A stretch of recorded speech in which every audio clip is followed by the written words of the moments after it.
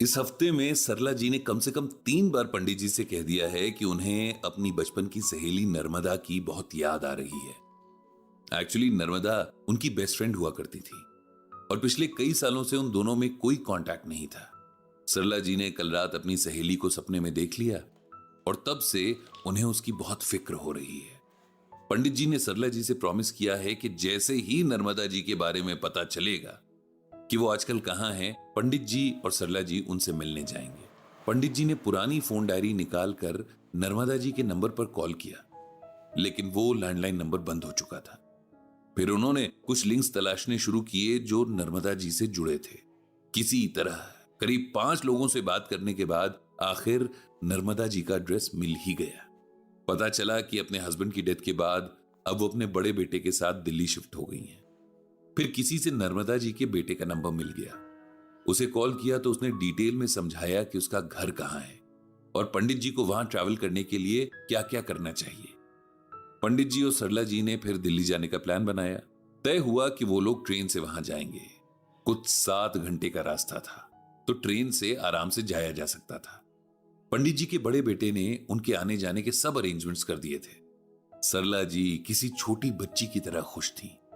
आखिर क्यों ना होती, उनकी बचपन की सहेली से जो मिलने वाली थी। कुछ रिश्ते ऐसे भी होते हैं जिन पर वक्त धूल नहीं चढ़ा पाता, उनकी चमक हमेशा बरकरार रहती है। पंडित जी के बेटे ने उनके लिए सेकंड एसी की टिकट करवा दी थी। आराम से दोनों अपनी सीट पर जाकर बैठ गए। उनके सामने वाली सीट पर एक कपल और उनका छोटा सा बेटा बैठा था। बच्चा शायद 4 या 5 साल का रहा होगा। उसकी शरारतें देखकर पंडित जी और सरला जी को बहुत खुशी हो रही थी।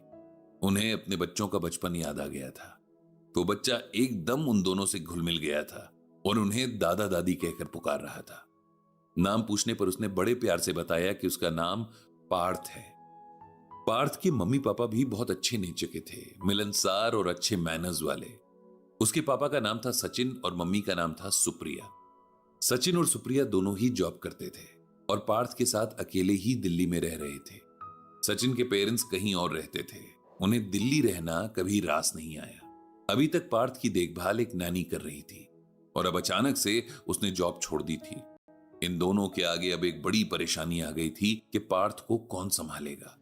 दोनों ही अपना जॉब नहीं छोड़ना चाहते थे। भाई, इतनी सारी पढ़ाई करके और सालों की मेहनत से बनाए करियर को यूं छोड़ देना दोनों को ही मंजूर नहीं था। अपने पेरेंट्स को साथ रहने के लिए मनाने के लिए ही सचिन अपने घर गया था। उसकी बातों से लग रहा था कि शायद उसके पेरेंट्स नहीं माने। पंडित जी ने पूछा नहीं, लेकिन सचिन ने खुद ही बताना शुरू कर दिया। उसके बताने के तरीके में बात कम और शिकायत ज्यादा थी। सचिन ने बताना शुरू किया तो बोलता ही चला गया। उसने बताया कि उसकी एक बहन है जो मैरिड है और अमेरिका में वेल सेटल्ड है। उसके पापा 5 साल पहले एक गवर्नमेंट बैंक से रिटायर हुए थे। सेविंग्स के नाम पर जो कुछ था वो उन्होंने घर बनाने और बेटी की शादी में लगा दिया। अब बस पेंशन से गुजारा हो रहा था। उसने बताया कि कैसे जॉब लगने के बाद से वो हर काम में अपने पेरेंट्स को हेल्प कर रहा था। अभी पिछले साल ही उसने पापा के घुटनों का ऑपरेशन करवाया था। मां की कमर में जब दर्द रहने लगा तो उनकी लगातार 6 महीने तक फिजियोथेरेपी करवाई थी।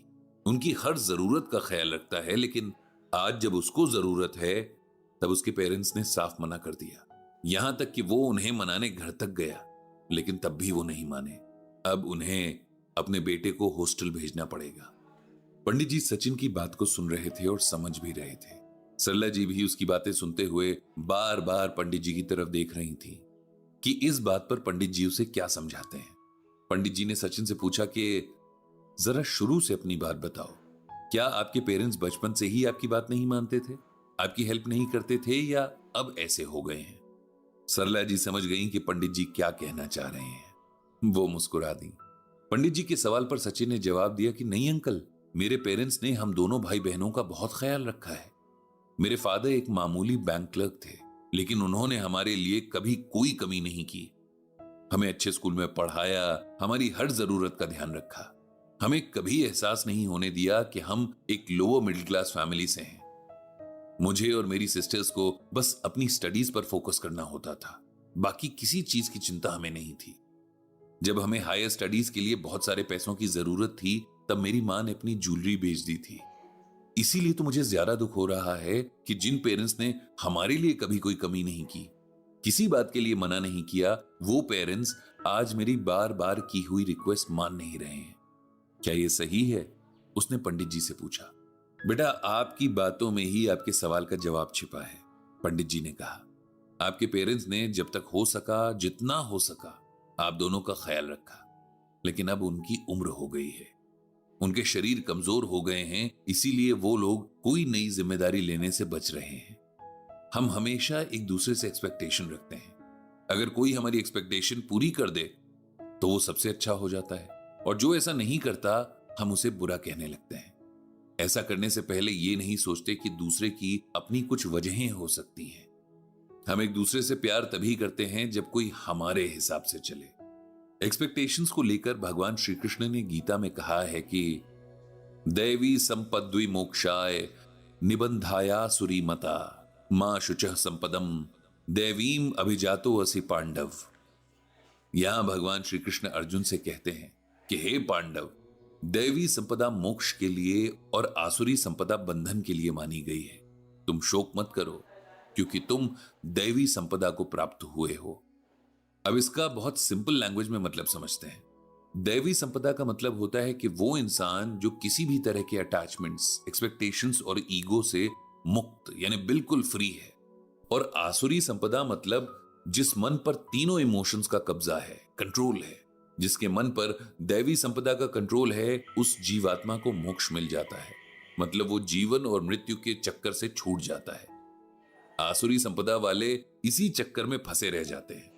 जब हम किसी से नफरत करते हैं तो उसी समय हमारा मन खराब होना शुरू हो जाता है। जब हम किसी से कोई भी उम्मीद रख लेते हैं और अगर किसी कारण से वो हमारा काम नहीं कर पाता तो हम उससे नफरत करना शुरू कर देते हैं।